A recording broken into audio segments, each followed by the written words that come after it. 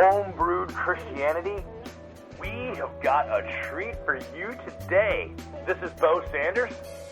And this is Khaled Keith Perry. We are on opposite sides of the country, but we wanted to come together and tell you about this amazing set of interviews in the next 2 weeks. Khaled, before we get to that, you're moving next week. Yeah, man. I'm putting all of my worldly possessions in a car. That's a lie. In a big truck on July 5th. And we're headed Bostonwards. Wow. So it's like we're growing further apart. You're moving even further away. But we can look at separate oceans shortly. I'll take the Pacific. Okay, good. All right. You excited to start your program? I am. I got a lot of stuff happening in the next couple of weeks. Work, denominational stuff that's happening, and the Wild Goose Festival that's happening. And then my wife and I will get ready to rock. She's going to be completing her MDiv, and I'm going to be starting my doctoral program, and I am indeed excited about that. EU. That is exciting. I'm also super pumped about seeing you in North Carolina that first week of August at the Wild Goose. Holy man, that's going to be great. There's going to be some cool homebrew stuff going on down there. Yeah. Friday night we get the after hours event. That's right. They put us at the place where the children will all be asleep. Yeah, they know what they're doing. They saw what we did at Wild Goose West last year, so they knew what to do with us this year. Hey, and something exciting, the three of us, the theology nerds, have not been in the same room together since San Diego. That's right. So I'm excited about that. And I have heard a rumor that our new correspondent, Mickey Scott Bay-Jones, may be making the trek from Tennessee. It's possible. It's only in the rumor phase, but it's possible. She will be coming down. So today, our interview is, Tripp got to talk with one of our favorites, Joseph Bracken, who wears so many hats. He is a Jesuit, so they talk a little bit about the election of the new Pope, Francis. He is also a process theologian, so they talk a little Whitehead, and they talk a little theology. And Khaled, I got to tell you, man, this is one of the best interviews I have ever heard. Joseph Bracken, he'll lull you to sleep with these little anecdotes and stories, and you start to let your guard down and just kind of accept what he's talking about, and then he will drop one of the most profound sentences on you, and you'll think, holy cow, pull over, I need to write that down. Pause it, right? Like if you're trying to listen to this at work, you're going to have a difficult time because you're going to keep hitting the pause button to write down some of the incredibly insightful things that Bracken drops, man. This guy, he's a retired professor. He's emeritus from Xavier University in Cincinnati, but he is bringing the heat in this interview. So I had to get you on the line, and because I just had to tell you how pumped I am. That's very exciting. I had a visual right then of people getting so many little takeaways that their screen at their desktop is covered in sticky notes, so that it is now impossible to look on the monitor because Joseph Bracken's kind of beautiful intellect is sprawled across on Post-its. That is actually pretty... I'm serious. When I was listening to this, I was driving to the gym at first, and I kept thinking, what? I need a notebook. And then I was at the gym listening to it thinking, this is the worst possible place to listen to this interview. I should have my journal open taking notes. It's like I should pretend I'm at school. Wow. It's that good, man. Wow, that's great. And is he teaching now? No, he does teach once a year. He has... I think he actually mentions it in the interview. He has one class that he is kind of famous for, and they keep bringing him back. That's cool. Hey, so very cool. The other thing we need to talk about is next week we have a different kind of theologian who you got to interview. No, he denies the title of theologian entirely. He's another one of these guys who engages with theological topics from the perspective of a non-theological thinker. He is a sociologist of religion who deals with continental philosophy, and he is a Mennonite He's a member of that Peace Church, and he's written this book called For a Church to Come, encouraged in no small part by the love of this podcast, one of the JCs, John Caputo himself. So the foreword of this book is written by Jack, who is a friend of Peter, and Peter says in the interview, jokingly, that Jack likes to refer to him as one of his Orthodox friends because he actually believes in something. So this is interesting. This is a book about postmodern theory and Anabaptist thought, and it is undeniably confessional. So it's an interesting stream. He's engaging with Foucault and Nietzsche and the implications of that in a Christian life. But at the end of the day, he is a Christian. He is an Anabaptist, and those things matter to how he lives his life. And he will stand there making use of postmodern theory, but not having his rock be a Foucauldian kind of analysis or genealogy or something like that. Wow. I said it was a different kind of theologian, but I get what you're saying. He's not technically a theologian, but you have to admit, that sounds pretty deep. Oh no, it's great, and it's a really great book. It's a read that just came out. He's got it on Kindle now too, and it's kind of neat. And of course, I love it. The press is Herald Press, which is kind of a Peace Churchy press. It's a pretty great little book, jam-packed with wonderful stuff. And the interview's incredibly exciting. He is on point over and over again. And it helps, I think, for those of us who are trying to grapple with continental thought, but also what it means to be a confessional Christian, to be wanting and able to put your heart somewhere and to profess a belief in something, but also you're wondering about the humility, you're wondering about doubt. He allows that to go down in a way that falls on the side of the Christian capacity without kind of resorting to kind of unnuanced and black and white, kind of blatant kind of banging of symbols that sometimes happens in a less kind of subtle way with some other traditions. That is going to be, man, people have to make sure they have coffee before listening to that one next week. Right. That's right. Yuck. That's up. Okay. All right, so just before we unleash the amazing Joseph Bracken on the homebrew crowd, we just want to say thank you to all of you who have supported the podcast in recent months by clicking that donate button on the front page. We love getting your messages on the Speak Pipe. We have an upcoming TNT for you where we respond to some of the calls we've been getting in the last month. And if you're going to order something on Amazon, do us a favor. Drop it in your wish list. Go to Homebrewed Christianity and click through the link. We get a little kickback on that. It helps us pay for the server and for our expenses to run this show. And we just want to say thank you for all of the support and affirmation we've been getting and all of the lively conversation. It is really fun to bring you these interviews. 2 times ago, we got to talk with Kevin East, who will also be at Wild Goose this year. And last week was David Fitch. And I think we've gotten more pushback on that interview than I think anything we've done in the last couple years. So then this week is Joseph Bracken, and next week is Peter Blom. So look forward to that. Khaled, many blessings on your move. We will talk to you next time in Boston, and I will look forward to seeing you in North Carolina, brother. All right, man. You too. Thanks. Enjoy the brew, folks. Enjoy the brew. Hello, Homebrewed Christianity listeners. This is Trip. You all know that I am a big fan. One of the things I'm a big fan of is process theology.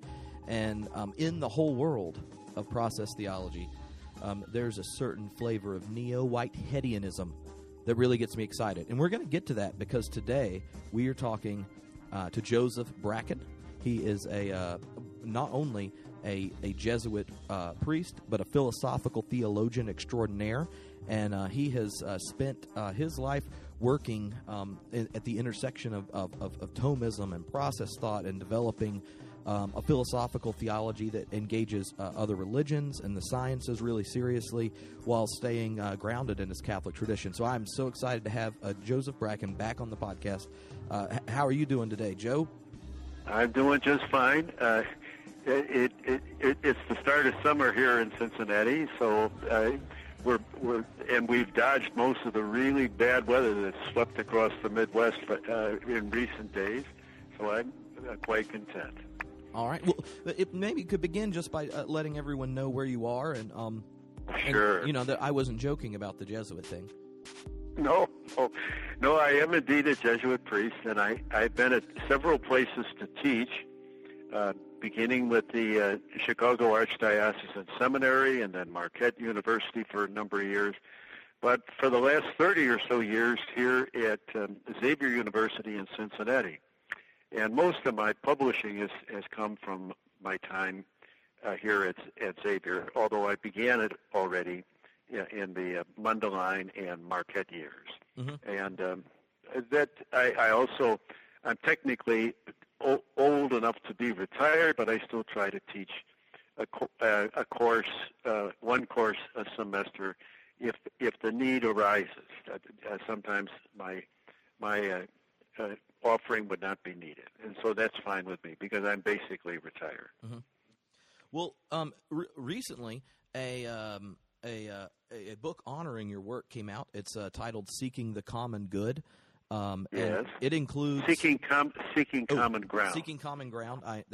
Spend too much time with John Cobb, and you just start saying "common good" a lot. And and in it, people that have been on the podcast a lot engage Dr. Bracken's work. John Cobb's in there, Marjorie Suhaki, Philip Clayton, Amy Case Winters, Catherine Keller does a wonderful afterword in Catherine Keller format, and Roland Faber's on there. So in it, one of the things is that you see that Dr. Bracken's put a lot of time in a number of different conversations. And where I wanted to begin today is something I think most Christians hopefully spend time thinking about, and that is the spiritual life of a Christian. And I had a number of questions sent in, and they ranged from how does a Catholic a priest also and who's interested in process philosophy understand prayer, the spiritual life, and that kind of thing, all the way to wanting to know how it is you have come to relate to the Ignatian spiritual practices and the exercises and that kind of thing. So maybe you could tell us a little bit about how your own relationship with God, life of prayer in the church, and the way your own thought impacts your own practicing of the spiritual exercises of Ignatius and stuff. Well, that's a great big question, but I'll give you some so to speak guidelines for answering it fully. Mm-hmm. Basically, I have been you might say, a proponent of that old Latin scholastic maxim, fides quaerens intellectum, so faith seeking understanding. I really feel that if we properly go about it, knowledge confirms our faith. It doesn't tend to undermine it. And a lot of people are of a more conservative persuasion are really worried about things like evolution and other forms of, let's say, life, self-originating and things of that nature. I don't think we should worry about that.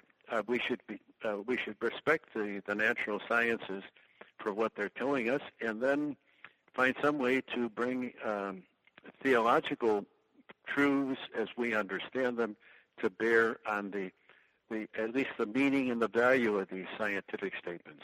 It's fairly somewhat like the old saw that science tells you how, and theology and philosophy tell you why.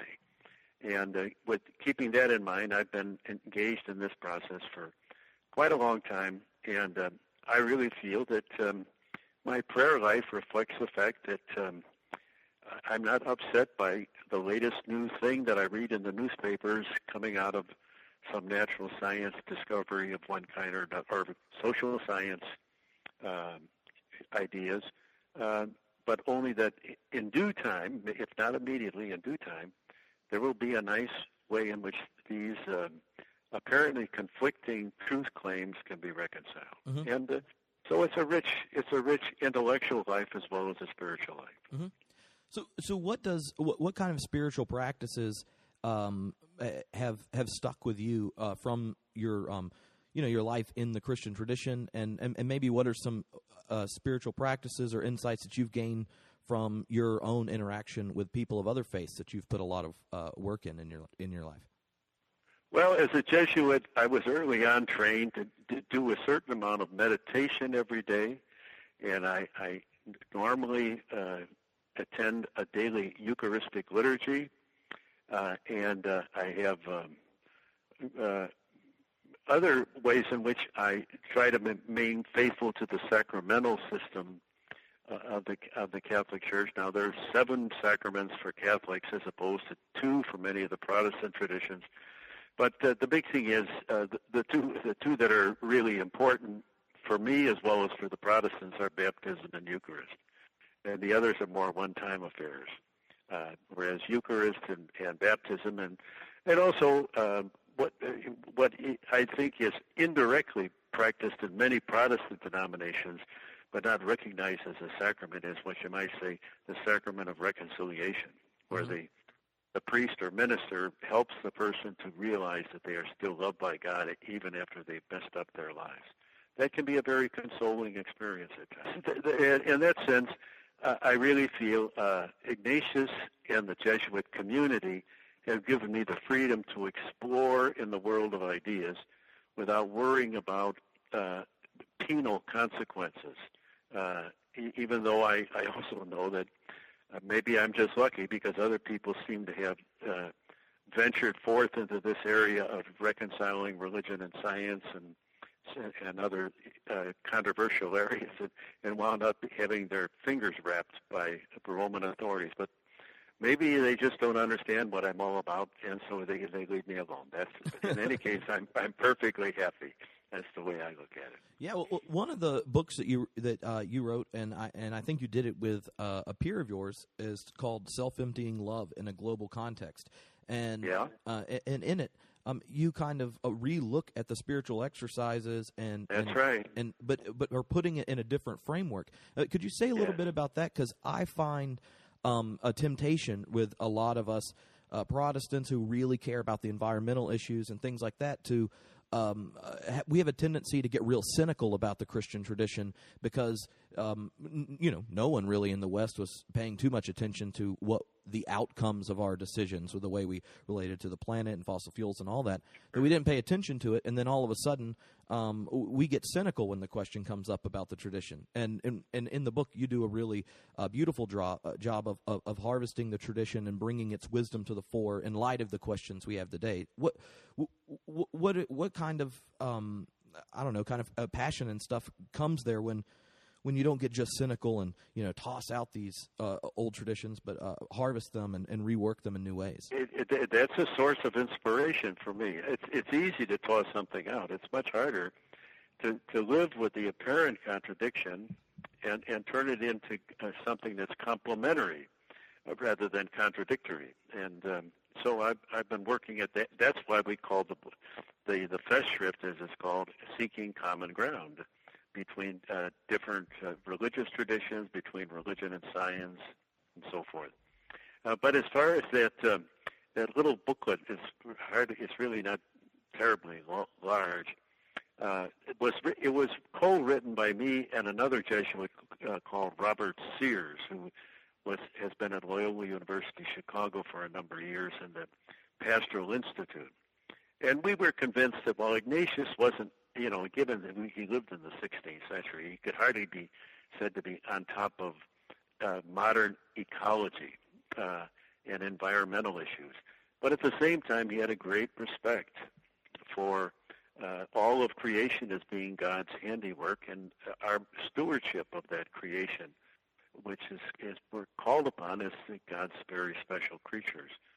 And also the whole notion of self-emptying love is what we're required to do if we're going to really save the planet, because that means that we don't use the other creatures of this world simply and exclusively for our own self-centered interests, but we keep a genuine eye out for what would be the good of the planet, what would be the good of the other living creatures on this earth that we share life with.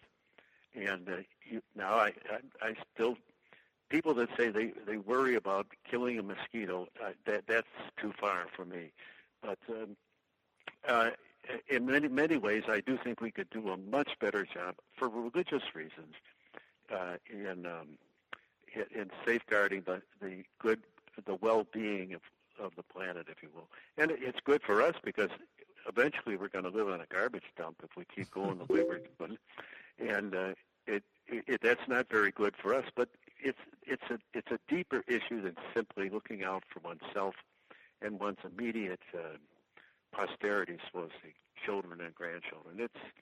It's thinking about our heritage as human beings in this world for quite a long time now. Yeah, and what we can contribute to the future. One of the questions, actually, there are a couple of them that came in, was really just to ask you about the new pope. What is it like to have someone of your order picked, and give us kind of people on the outside? What is it like to get a new pope, and what have kind of been your initial responses to kind of the trajectory he's pointing the church in? Well, I think he's a breath of fresh air for this reason, if only for this reason, that he's breaking with some of that hidebound ritual that has surrounded the papacy in recent centuries, making the Pope almost somebody removed from the rest of the world, living in a palace all by himself and surrounded by a bureaucratic clergy and so on and so forth. And he's deliberately ignoring that. And, of course, the beauty of being Pope is you can do what you want and nobody can tell you differently. Although I do think he will run into some opposition, a tacit opposition that could start becoming more obvious even to him from people that are saying, wait a minute, you just gone too far. But we'll have to wait and see how that happens. What I see in Francis is he's a pragmatist. More than anything else, he's a pragmatist. And he grew up as a child in a poor immigrant family in Argentina. So he knows what, ordinary life is all about. And he has that feel for ordinary people. On the other hand, he's not going to turn out to be a super liberal theologian doctrinally. I've already sensed that in some of the statements he's made. He's going to be cautious doctrinally. He'll allow. He said, I know some wonderful married priests in the Orthodox tradition. Maybe we ought to sometime take a look at the requirement of celibacy to be a priest in the Roman Catholic tradition. He didn't say, let's do it. He said, we ought to take a closer look at it. But he says we don't have to hurry because the current system is working reasonably well right now. Mm-hmm. Some people might question that statement, but in any case, he's cautious, and that goes along with his pragmatism. The only thing that I could tell you that really tickled my funny bone, and this, I think I can say this, it came out over kind of a Jesuit newswire service in the U.S., was our Father General, when he found out that Francis was elected Pope, talked to his immediate consultants, his cabinet, so to speak, and said, let's just hold back for a while and instead of rushing to say, we got our man in the papacy and so forth. So he was going to wait a while before seeking an audience, as it's called, with the new Pope, even though the new Pope was, up until the time he became a bishop, was subject to, himself or his predecessor as general of the society. Mm-hmm. So he was holding back. And then one day at the Curia of the society, which is just right next door to the Vatican, just outside the Vatican Square there, the young man operating the switchboard at the Curia, as we call it, got a phone call and the phone, the person at the other end of the line said, "Hello, I am Pope Francis. I'd like to talk to Father General." And the young man said, "Now wait a minute, who really are you?" And he said, "No, I'm Pope Francis, and if the general can spare the time, I'd like to talk to him, just very briefly." Well, then, of course, he got super nervous, rushed into the secretary to the general's office and said, "The Pope's on the phone, the Pope's on the phone." And the secretary to the general got nervous and rushed in on a conference that the general was having with somebody else to say, "The Pope's on the phone, the Pope's on the phone." And what was the message? Francis said to our general, he said, "Let's have lunch in the next few days." And they apparently had a very cordial, and lunch for them, remember, is the main meal of the day. It's not it's not the little thing you do between now and supper time. It's the main meal of the day in European countries, by and large. So they had a very lovely meal and embraced one another upon taking their leave from each other. Now that's an indication that you've got a human being instead of just a figurehead. Mm-hmm. But on the other hand, he has the limits of his own, humanity, and he was raised in a conservatively oriented church. The Argentinian church is quite conservative, so he will reflect conservative views on a number of things, and you just have to say, well, that's part of the picture. Mm-hmm. So that's my thumbnail sketch. One of the questions I got asked was, could you ask Bracken to describe his understanding of the gospel as if he was just telling it to someone who wasn't a Christian or a person of another faith? How does he tell the gospel in a positive way, an attractive way, but without kind of the assumption that the person's already part of the game or even interested in it? But like, how do you just describe the gospel after kind of your career of engaging in philosophy and in a religious dialogue and theology, right, and that kind of thing? At this point, what's the word you put to the good news? I would remind people that the Gospels are fundamentally faith documents, which means that they will have a fair amount of historical veracity, that they will reflect events that really happened in the life of this man called Jesus of Nazareth. But there'll be equivalently a theology, an implicit theology in each of the four Gospels, and it's a little different in each one. And as a result, some of the details that are in the Gospels should not be taken with total seriousness. I'll give you one example. I think it's in Matthew and certainly in Mark. Whatever Gospels it's in. I know it's in more than one Gospel. There's the story of the loaves and the fishes. Mm-hmm. And the story is that 5,000 people were listening to Jesus, and he fed them all with 7 loaves and 2 fish. Well, for years, I have thought, in the first place, 5,000 was probably 500, maybe not even that many, because 5,000 people in the Palestine of Jesus' times would have been just about the entire population, and no, he didn't get that kind of a turnout. And then over and above that, I don't discount the possibility that there was a miraculous multiplication of food. It could very well have turned out that what Jesus did, equivalently in speaking to this crowd of people that came to be with him, we've got some food. Maybe you brought some along too. Why don't we all share? Now, for some Christians, that's heresy because I'm denying the supernatural character of the event. Well, if I can find a natural explanation, which seems to be just about as good as what would be the supposed supernatural explanation, I tend to gravitate toward the natural explanation. And it does, but it's interesting then theologically, the Eucharist really doesn't make sense as a Jesus and me experience. The Eucharist is designed to make Christians aware of their responsibilities to other people in need. That's a huge insight. Mm-hmm. That it's not peculiar to me. Monica Hellwig, the celebrated woman theologian that's dead now, she wrote a book called The Eucharist and the Hunger of the World. It was a marvelous book, and she was pushing the same line of thought. Mm-hmm. So that's really translating what would be the literal understanding of Scripture into something that's really far more powerful for our times, given the fact that there's an awful lot of hungry people in the world today, and the economic system tends to keep them that way. Mm-hmm. So that would be my thought. Like, you're sitting there with someone you meet in, you're sitting on a train, and they're like, what do you do? You're like, well, I'm a Jesuit, and I'm a philosophical theologian. They're like, so, what's so attractive about Christianity? What makes it beautiful to you?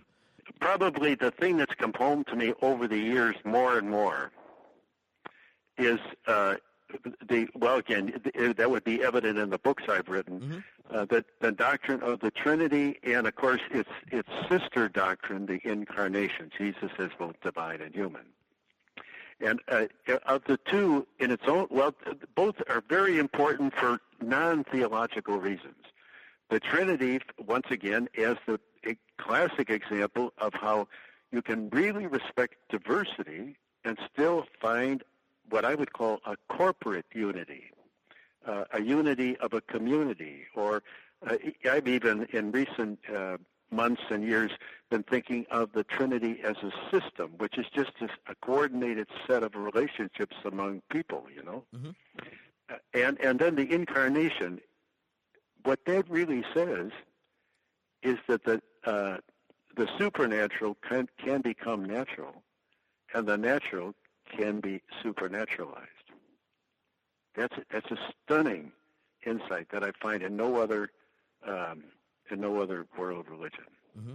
That somehow that blend of what constitutes nature and supernature can have a joint effect in producing a remarkable human being. Mm-hmm. So those are the insights that have come to me over the years, and they're very powerful for our times. Because just to take the last point, you've got some very respectable scientists that have no use for anything called the supernatural. They feel it's an intrusion on their investigation of nature. And to be honest, sometimes we lay ourselves open to that charge because we want God to be intervening at intervals simply to set things straight, whereas we don't give God credit enough to work slowly but surely through nature to achieve these goals that are beyond us here and now. So the supernatural is something in front of us in terms of gradually supernaturalizing the world in which we live, drawing it closer and closer to the triune God, as opposed to being, a lightning bolt from on high to suddenly make things different. Say a little bit about how you have inherited the Thomist tradition, and so I would love for you to take the time to introduce the tone of your process theology. So maybe say a little bit about what have you found as helpful avenues or a way to introduce process theology. Basically, as a Jesuit priest, I was schooled in Thomism for my years as a seminarian who studied philosophy and then a seminarian who studied theology. And it amounted to 7 years. That's a long time to study any system of thought. And I have the highest regard for Thomas Aquinas and for the medieval tradition. I think they achieved a synthesis of reason and revelation that's really quite impressive. But I also have come to believe that at least the Roman Catholic tradition has baptized Thomism, in a sense, made it almost indispensable for understanding the Catholic faith. And that's a mistake. No philosophy should be baptized to be the one and only vehicle for understanding your religious beliefs. Because basically philosophies are human constructs that enjoy a certain amount of favor, and then people begin to see their limitations. So what attracted me to Whitehead was the fact that he was a bona fide evolutionary thinker who saw in evolution a critique not only of religion, but a critique of the science of his day. Mm-hmm. The science of his day was heavily materialistic simply because it jives so nicely with their mathematical approach to nature. And he said, you're making the fallacy, what he called the fallacy of misplaced concreteness. You're taking what is an abstraction from the full living reality of nature, and you're converting it into a rigid system based upon mathematical laws and principles. And then he also, then attended to religion and said that religion also should be, in some sense, seen as an evolutionary reality so that it can, without losing its foundations, it should continue to find something new and different in that religious tradition that meets the expectations of a world in evolution, as well as a world. See, because the world of the medievals, they experience birth, growth, maturity, old age and death, but the basic world around them didn't change that much. They lived in a rather stable, I don't want to say static, a stable society with fixed social order. That doesn't exist anymore. So we really have to go to some sort of an evolutionary approach and run the risk of, again, evolution means it's a trial and error thing. So you're going to make some pretty dumb mistakes before you get it right. But it's important to keep trying and be open to criticism from other people when they point out the limitations of your own approach to this evolutionary reality that we live in. When Whitehead's looking at kind of the inheritance of modernity, he points out a couple things that even this science is learning way more about the world than at a faster rate than humanity has in a long time. He points out a couple kind of immediate problems that they've kind of assumed a dualism between mind and body that comes out of Descartes. It assumes sensationalism. You see that in David Hume, that all the knowledge that we're gaining is just through our sense organs, and then you get this kind of Newtonian deterministic materialism when it goes to how matter interacts. Can you say how those ideas, right? They created the sciences as we understand them today, and yet the assumptions, not the data they're coming up with and things, the assumptions, Whitehead's offering a different possibility. So maybe you could say a little bit like, what does a process do with the inherited dualism of mind and body? Again, just historically, the scholastics had a better understanding. They still were somewhat dualistic in their thinking because they treated the soul as a spiritual entity and the body as a material entity. And then, of course, even though the soul was needed to inform and enliven the body, still, when you died, the body decays and your soul goes to heaven. So there was a certain dualism there. But the dramatic dualism only came, as you implied, with Descartes. But here's the thing that's important. Every one of those early scientists that you mentioned believed in God. Every one of them. Descartes, Newton, all the people of the 17th century were believers in God. And they thought in exploring this mechanistic world, they were getting an insight into how God worked in the world. And they equivalently, it was what they called the Paley's argument from a design, that only an infinitely intelligent being could design a universe which works so perfectly. And that satisfied them for a long time, even though they began to see that nature, as Darwin saw so clearly, was,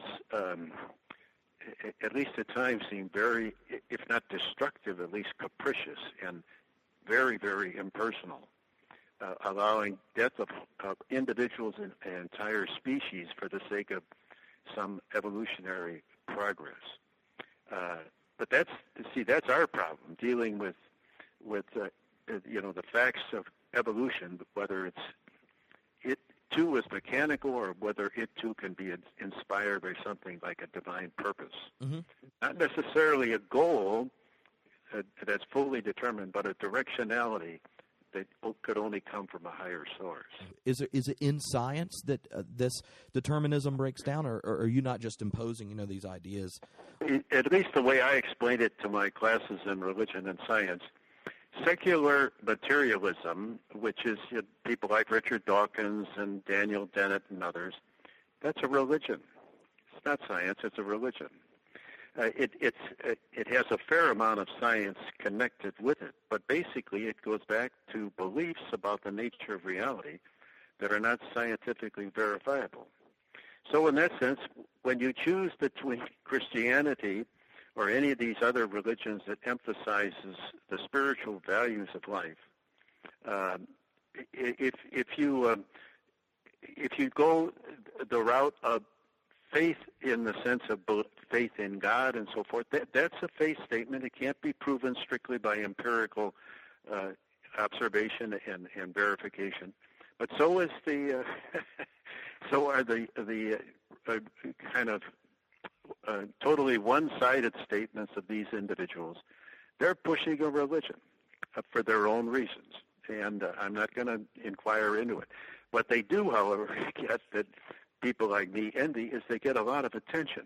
Mm-hmm. People are far more willing to read a book by Dawkins than they are to read a book by Bracken, simply because Dawkins is saying stuff that kind of shocks them, and we all have that desire for what's to be able to chat with people about you won't believe what I just read, and so on and so forth. But the big thing is it's two sets of beliefs, faith statements, and you make your choice. And basically, what I have argued, there is a middle ground group that I call the naturalistic theists, who are very confident of the power of the natural to explain the God-world relationship.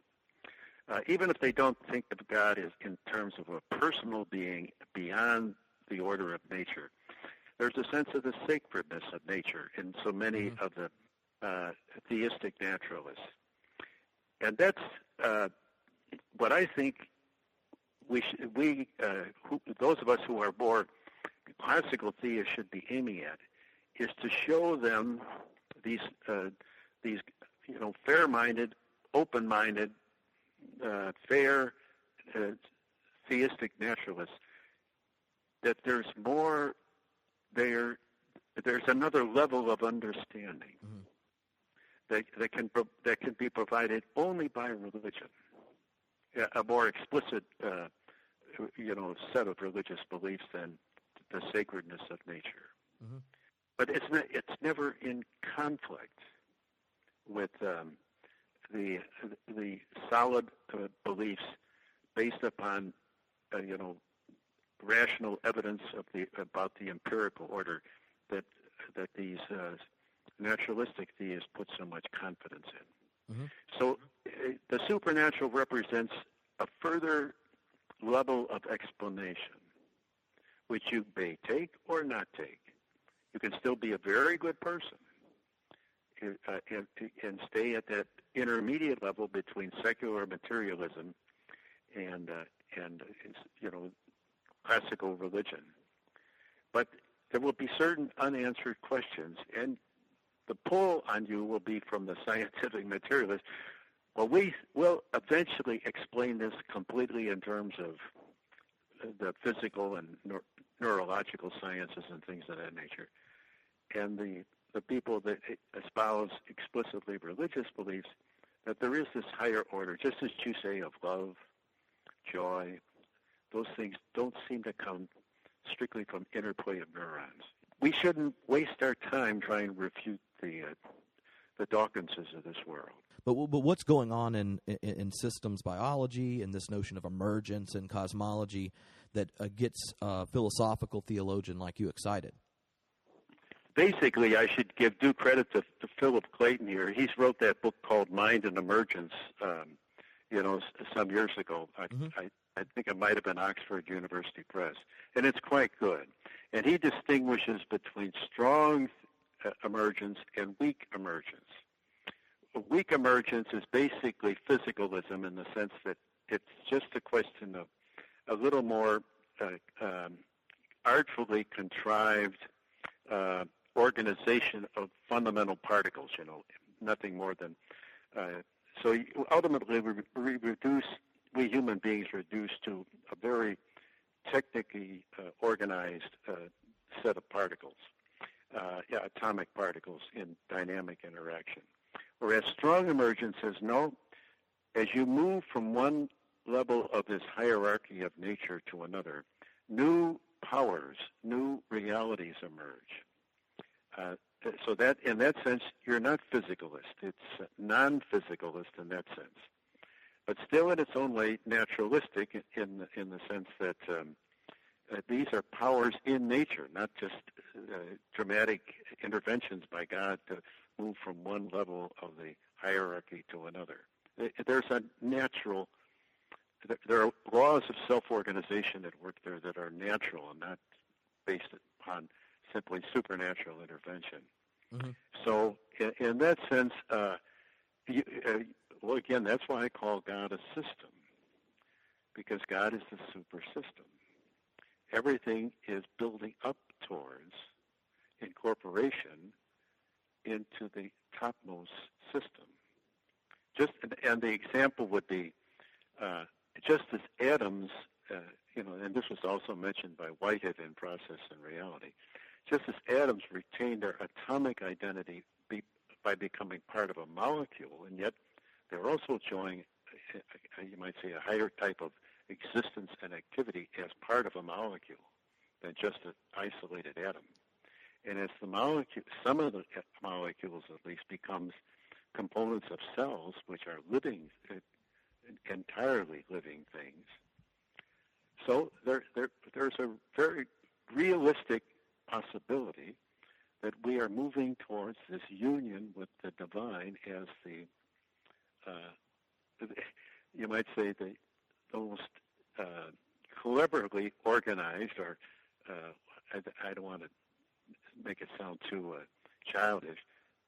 It's the super system that still in its own way, even as we call it supernatural, is that an attainable goal in some measure naturally. Mm-hmm. And so what do?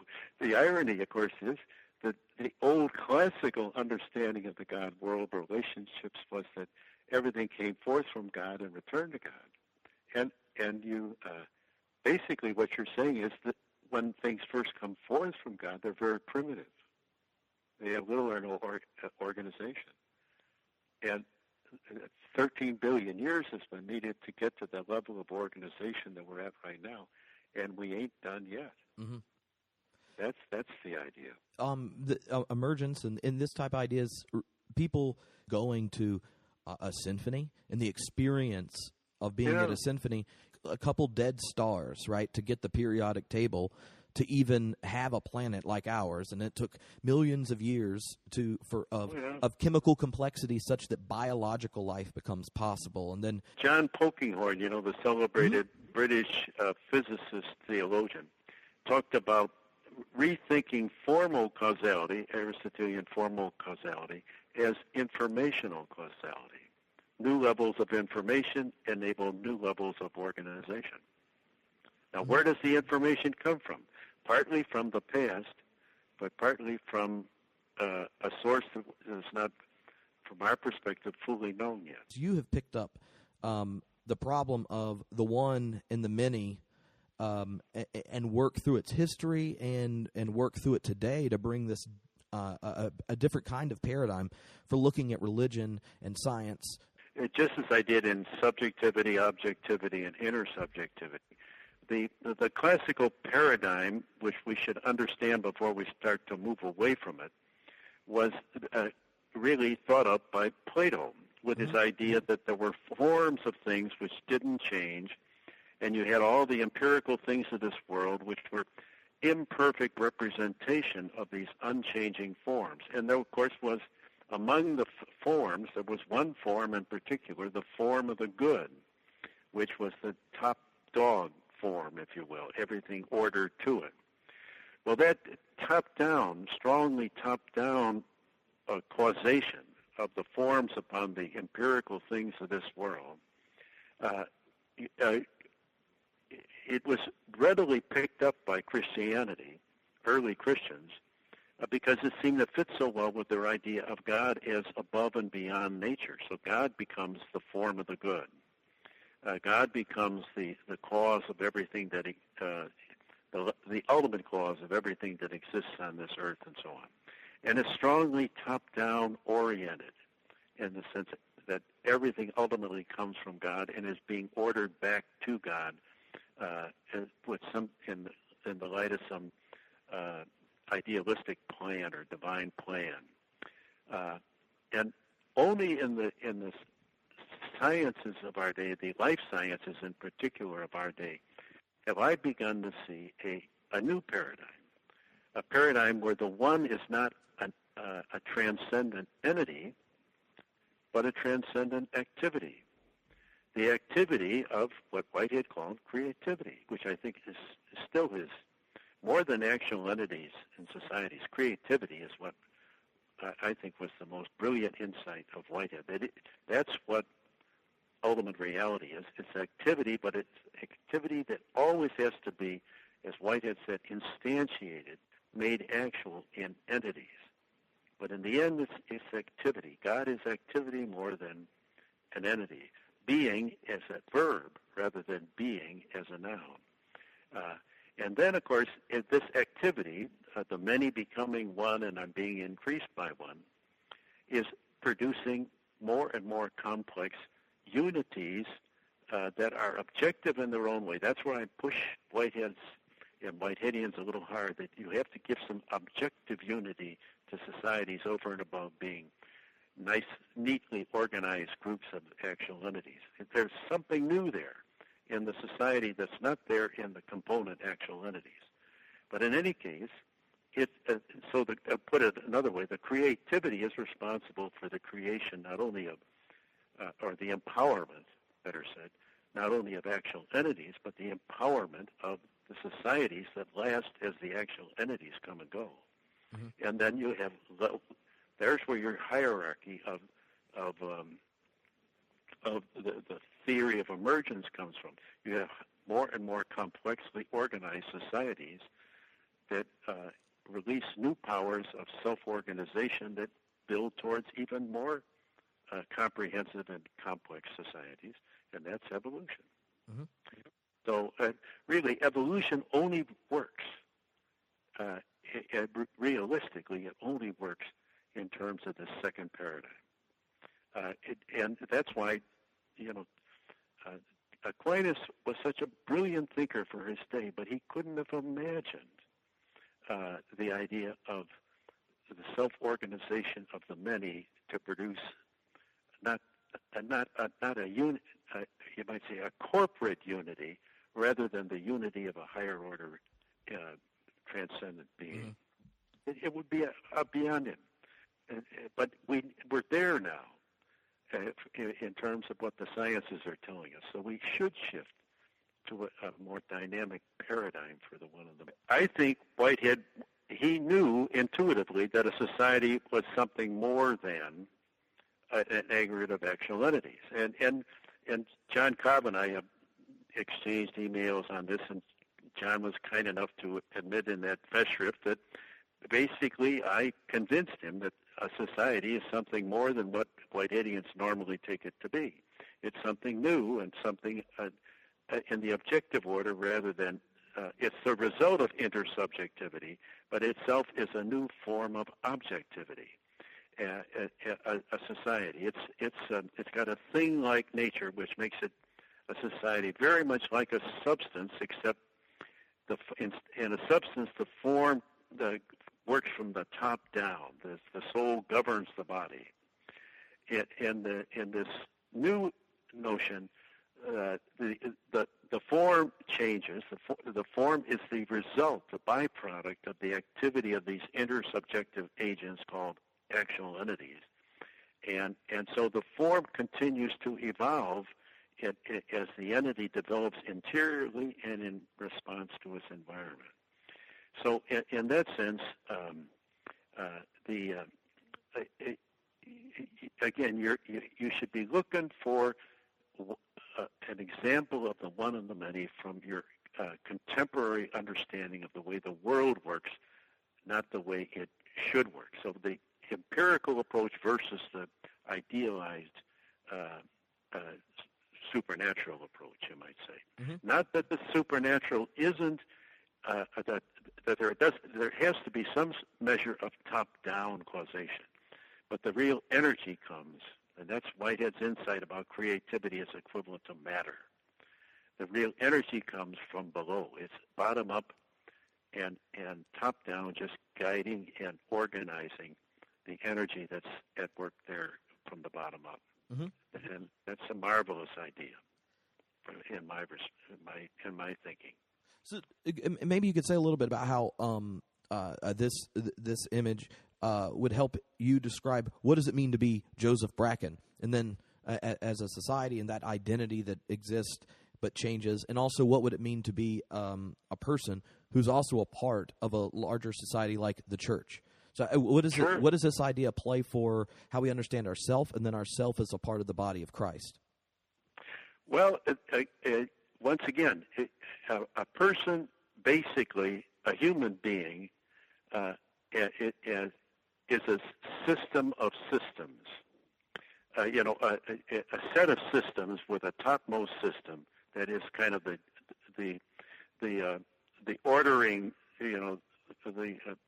the personally ordered society of actual occasions that draws on the subsystems and gives directives, information about possibilities to the subsystem. So really we are a well-organized set of systems, but grounded in inner subjectivity, not just in things being more and more organized, but in subjects of experience being more and more in contact with one another and with the world around them, and self-organizing into these higher order unities. What does it mean to be a person? On one level, a person is a fact. You either have characteristics of a personal, a very complex subjectivity that is superior to the subjectivity of other forms of animal and plant life.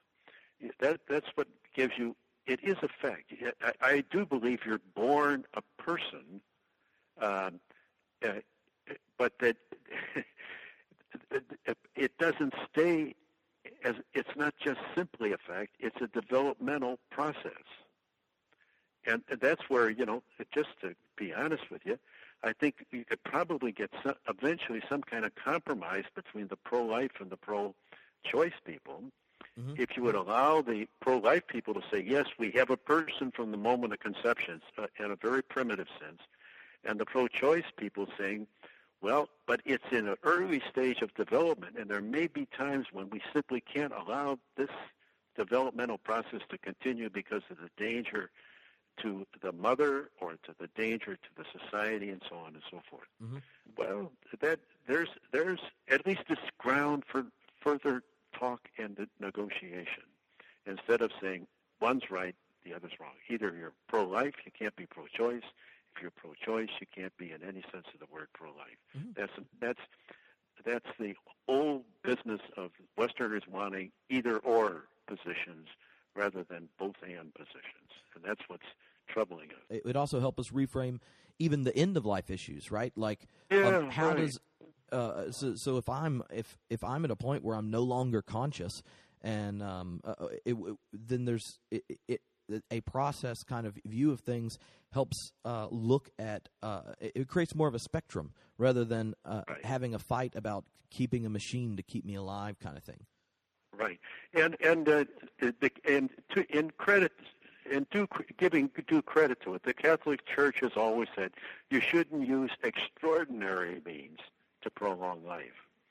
But then, and so in that sense, they too would say there are times when you shouldn't be keeping what is a human being that has become just a vegetable, mentally a vegetable alive, it's okay to pull the plug and let it die with some measure of dignity and without a huge amount of pain. On the other hand, you got to be, again, that has to be done with great ethical circumspection, because otherwise you'll have people saying to Grandma, why don't you choose to end your life and spare us all the expense that we'll have in keeping you alive for another 5 years or something like that, because your hospital or your medical expenses are just getting out of sight. That would be reducing that poor woman to a commodity. Mm-hmm. And we are market oriented, and we could very well go down that line. So I have that sympathy for people at both ends, that you should respect the life of the infant in the womb, and you should respect the life of the person who is slowly dying of cancer or multiple sclerosis or something like that. So it has to be something where it's a well-informed choice rather than kind of a market-driven choice, mm-hmm. where it really comes down to commercialism. And that can happen, but we're so prone to that as human beings. It's interesting in both of those kind of applications. You turn it back to the way the church looks at things. So what does it mean, or how does this notion of society help us understand what it means to be a part of the body of Christ or to be in Christ? Because for a lot of in modernity, right, those were just really crazy metaphors. Yep. Because two things couldn't be in the same place at the same time. So how does these overlapping fields of different societies and things give new life to ecclesiology? St. Paul talked about Christ as the head of the body and the church as the body of Christ. That fits in beautifully with the notion of the human being as a set of systems.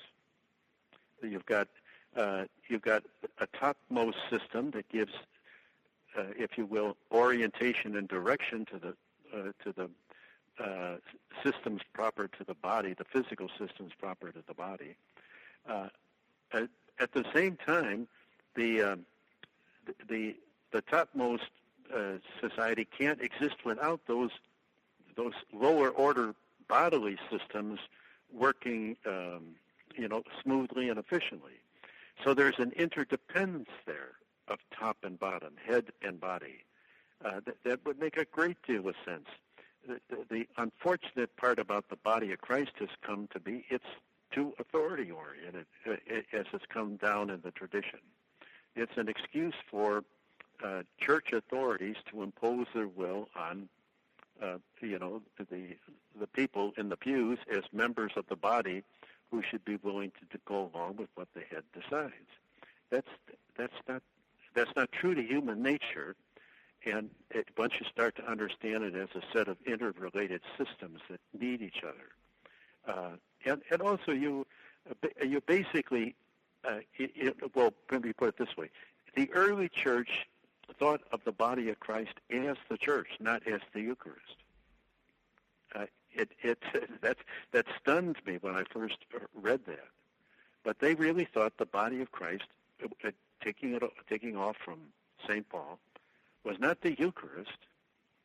You might say that the transformed body of the risen Jesus. Mm-hmm. It was the church. So it was an example of the artful combination of the one and the many producing a higher order reality, rather than a miraculous transformation of what would be bread and wine into something other than bread and wine. At the same time, you can also give an explanation for the Eucharist in terms of this, in that there is another level of reality added to that bread and wine when you pronounce the words. It's not just ordinary bread and wine anymore. It's into a higher order realm of meaning and value. And as a result, something like transsignification or transfinalization would actually make more sense in terms of the Eucharist than transubstantiation. Mm-hmm. in my judgment anyway. But again, I will undoubtedly get some flack from some people that think I'm just gutting the classical understanding of the Eucharist, and I don't think so. I think in fact, I could appeal even to this Jesuit philosopher, or geologist, or anthropologist, Teilhard de Chardin, where he had this mystical experience where he wasn't able to, in isolation in China during the Second World War, he wasn't able to celebrate Mass, but he had what he called his Mass on the world, where he had this experience of the Eucharist as expanding to take in the entire world, and bringing unity into the corporate reality of the world. It's being transformed into Christ. The world is slowly being transformed into Christ. And the Eucharist is a symbol of that, the promise of that. That's great stuff. So with Teilhard, a lot of people will be familiar. I mean, he's kind of one variety of a broadly processed type theology. Yes, he is. Yeah. And so, how would you so how do you get to eschatology? Teilhard took evolution seriously, but he was enough of a traditional Thomist to think that evolution was moving towards a predetermined, divinely ordained goal. And most scientists don't want to concede that, and I think they should not concede that. On the natural order, the evolution seems to be more a trial and error sort of thing, moving in the direction of greater complexity. But just how that would work out in the end, still being somewhat, awaiting final decision, if you want to call it that.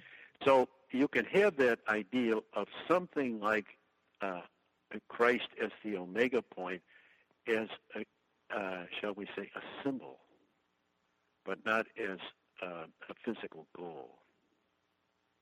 In other words, there is a unity being aimed at, and it is divinely directed through divine initial aims and things. But how it'll concretely work out remains to be seen. And it could fail in a way that Teilhard didn't believe it could fail. And so it would be one of those things where the ultimate beauty of creation would be the way in which people at the end of the world cared for one another as they saw that it was indeed the end of the world that was coming. Could you say a bit about how your philosophical thought also keeps you there back? I mean, this is circling back right to the beginning, to where the Trinity and Incarnation, even in light of all the constructive theology that you're doing and interactions with other religions, that you're still grounded in these kind of foundational beliefs of the faith. Right. And basically, what I think has the one person, so quote unquote, of the Trinity that's been neglected is Spirit, Holy Spirit. The Spirit is behind all the world religions in one way or another, and as a result, Spirit has a closer affinity with activity than with being an entity, if you will. Just the way it's described in the scriptures for Pentecost Sunday, a strong wind, tongues of fire. Those are symbols of activity, energy. Not that it's not a person, but it's a person that more immediately connotes less thingness than activity orientation.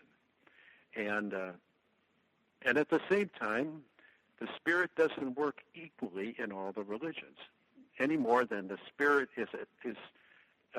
works equally in human beings as individuals. We're all different.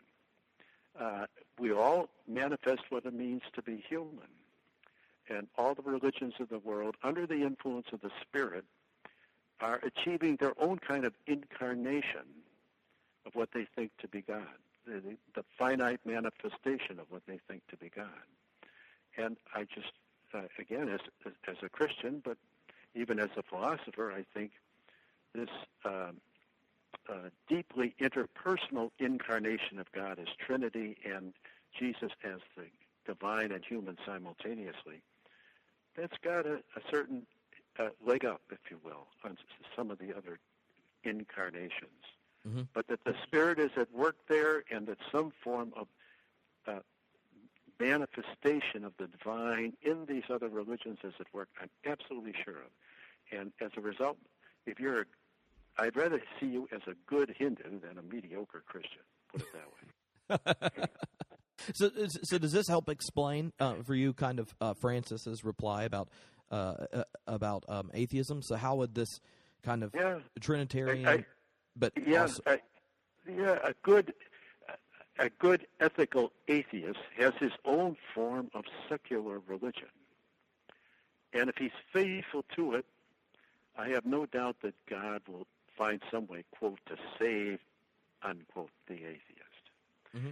The individual that worries me is the person that's nominally religious.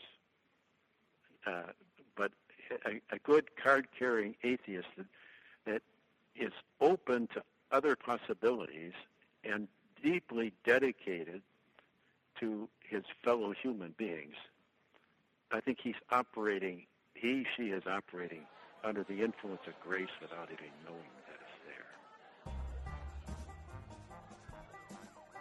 there. And it has been fun talking to you, even though you let me ramble on at times. It still has been fun talking to you. We edit them, so.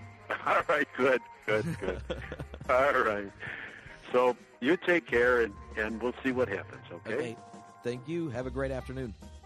You too. Bye now. Bye.